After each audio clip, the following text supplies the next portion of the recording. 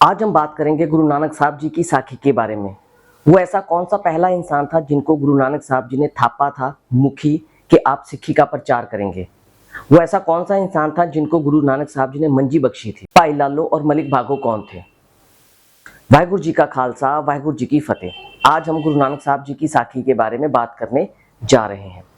गुरु नानक साहब जी मोदी खाने में जब नौकरी करते थे, नौकरी वैसे इनको भैया जयराम जी ने दिलवाई थी, जो कि गुरु नानक साहब जी के जीजा जी लगते थे, मतलब बेबे नानकी जी के पति थे। उन्होंने गुरु नानक साहब जी को जो जॉब दिलवाई थी, नौकरी दिलवाई थी, वो मोदी खाने में दिलवा दी। तो गुरु साहब मोदी खाने के अंदर जो नौकरी कर रहे थे, बहुत ही अच्छे तरीके से कर रहे थे। नौकरी भी करते थे और साथ ही साथ सिमरन भी करते थे करतार का। और हर रोज गुरु साहब बेई नदी में जाते थे स्नान करने के लिए। लेकिन एक दिन क्या हुआ कि गुरु नानक साहब जी बेई नदी में स्नान करने के लिए कुछ अलग ही जगह पर गए और बेई नदी में स्नान करने के बाद वापिस ही नहीं आए। मर्दाना जी बहुत ही ज्यादा परेशान हो गए। इस बात की खबर पूरे शहर में फैल गई और गुरु नानक साहब जी की ये खबर जब पूरे शहर में फैल गई तो कुछ लोग नवाब के पास गए जिनका मोदी खाना था। तो उन्होंने नवाब के जाके कान भर दिया और बोला कि नानक ने आपका जो खजाना है, जो खान पान है, जो सामान है, वो सारा का सारा ऐसे ही लौटा दिया। अब वो आपको कोई जवाब ना देने की वजह से दुनिया छोड़ के जा चुका है। नवाब को भी ऐसा लगा कि नानक साहब ने क्या किया है कि मोदी खाने का सारा सामान ऐसे ही लोगों को लौटा दिया और मेरे सामने खड़ा होने की उसके आगे कोई ताकत नहीं है। फिर उसने क्या किया, हिसाब करना स्टार्ट किया। जब उसने मोदी खाने का हिसाब किया तो पता चला कि वो तो ऑलरेडी प्रॉफिट में चल रहा है। फिर नवाब और नवाब के कान भरने वालों दोनों की आंखें शर्म से झुक गई।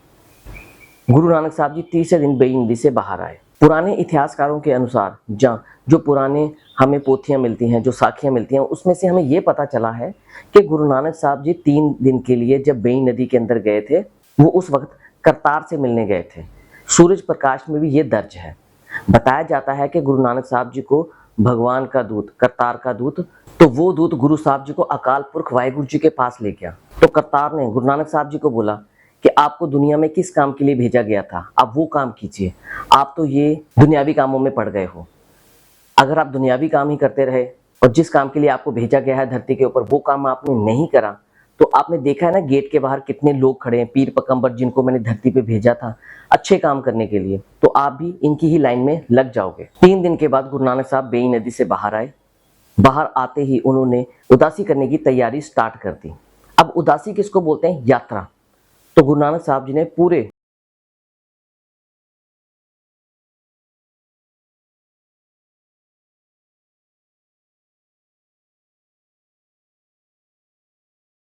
गए तो उन्होंने सभी घर वालों को बुलाया, सामने बिठाया, बिठा के बात करी कि मेरी फैमिली, माता सुलखनी जी और दोनों बच्चे श्री चंद जी और लक्ष्मी चंद जी, इनकी जिम्मेवारी बेबे नानकी जी को सौंप कर चले गए।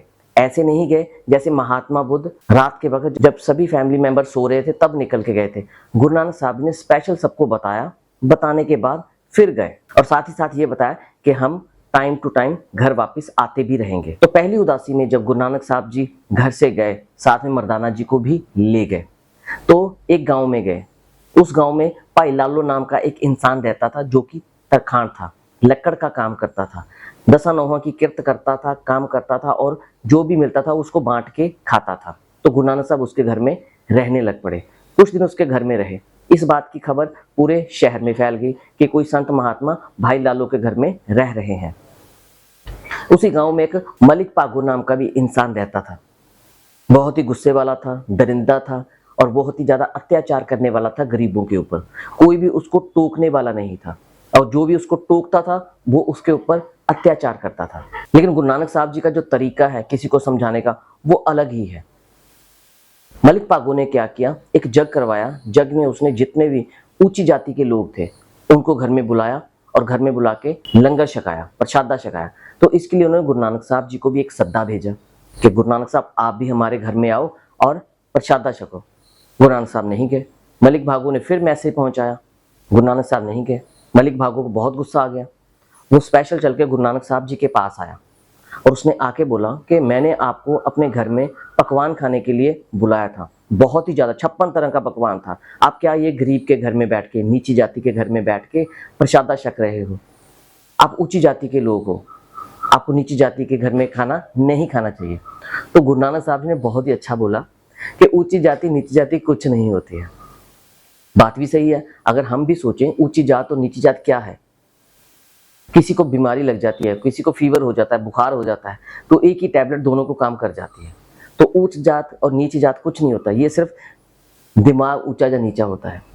तो गुरु नानक साहब जी ने कहा ऊंचा इंसान, ऊंची जाति वो है जो दूसरों की मदद करे, दूसरों का भला सोचे, किसी के बारे में बुरा ना सोचे, वो होता है ऊंची जाति का इंसान। और नीची जाति का इंसान वो होता है जो नीच कर्म करता है, दूसरे के बारे में बुरा सोचता है, अत्याचार करता है। तो ये बहुत ही क्लियर कट उन्होंने मलिक पागो जी को समझा दिया, लेकिन वो नहीं समझे। तो गुरु नानक साहब जी ने कहा ठीक है, आप ऐसे कीजिए, खाना मंगवाएं आप अपना, हम बैठ के खाते हैं। तो मलिक पागो ने जो खाना जग में छकाया था सब पंडितों को मंगवा लिया। गुरु साहब जी बैठ गए और गुरु साहब जी ने साथ ही साथ भाई लालो जी से भी खाना मंगवा लिया। जो भाई लालो जी की रोटी घर से आई वो रुखी मिस्सी थी।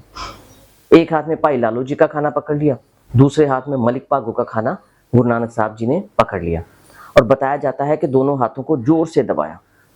तो मलिक भागो का जो खाना था उसमें से लहू निकलना स्टार्ट हो गया और भाई लालो जी के खाने से दूध टपकना स्टार्ट हो गया। मलिक भागो को समझ नहीं आई कि ये क्या हो रहा है। तो गुरु नानक साहब जी ने बोला कि जो खाना तुम मुझे खिला रहे हो इसमें गरीबों का खून पसीने की कमाई है, इसलिए मैं तुम्हारे घर में आके खाना नहीं खाना चाहता था, क्योंकि तूने बहुत ही गरीब लोगों के ऊपर अत्याचार करे हैं, उनका हक मारा है। हक मारने से जो पैसा तुमने कमाया है उसका तुमने खाना लिया और हमें खिलाना चाहा, इसलिए हम तेरे घर में खाना नहीं खाना चाहते थे। और दूसरी तरफ भाई लालो जी के घर में जो खाना था वो अपने 10 नौहों की किरत करता था, किसी के ऊपर अत्याचार नहीं करता था, मेहनत करता था। मेहनत करने के बाद पैसे अर्न, उसके घर का खाना हम इसलिए खा रहे थे। मलिक भागो के तो आंखें खुल गई और वो गुरु साहब जी के चरनी गिर गया और बोलने लगा कि गुरु साहब गलती तो मेरे से हो गई है, अब मैं क्या करूं, इसको ठीक कैसे करूं, तो प्लीज आप इसको ठीक कर दीजिए। तो गुरु नानक साहब जी ने कहा मैं कौन होता हूं इसको ठीक करने वाला, इसको तुम खुद ही ठीक कर सकते हो अपने कर्मों से। आने वाले टाइम में आपको क्या करना है, सब अच्छे काम करने हैं, गरीबों की मदद करनी है, जिसके पास खाने के लिए कुछ नहीं है उसको खाने के लिए देना है, हेल्प करनी है ज़्यादा से ज़्यादा जितनी तुम कर सकते हो। अगर तुम अपने कर्म अच्छे कर लोगे तो तुम्हारा परलोक सुधर जाएगा और ऊंच जात और नीच जात अपने दिमाग से निकाल दो। तो मलिक भागो ने गुरु साहब जी की ये बात मानी और सिक्खी धारण की। और दूसरी तरफ भाई लालो जी, अब गुरु नानक साहब जी ने क्या किया, भाई लालो जी को एक मंजी बख्शी। भाई लालो जी ही पहले इंसान थे जिन्हें मुखी थापा था उस गांव का कि आपने यहाँ पे सिक्खी का प्रचार करना है, सच का उपदेश देना है, लोगों की मदद करने के लिए लोगों को ही मोटिवेट करना है। आपको ये वीडियो कैसी लगी, आप किस गांव या शहर में बैठ के